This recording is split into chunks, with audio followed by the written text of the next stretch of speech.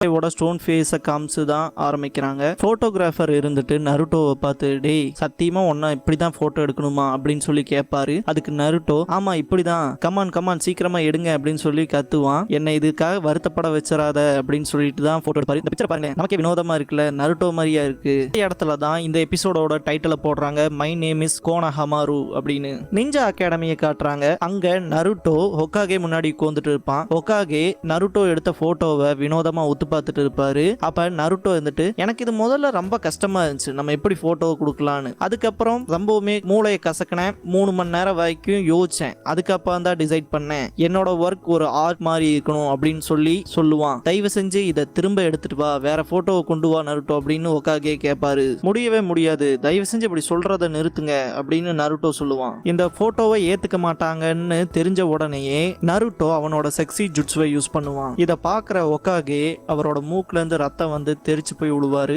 அந்த டைம்ல ஒரு சின்ன பையன் அந்த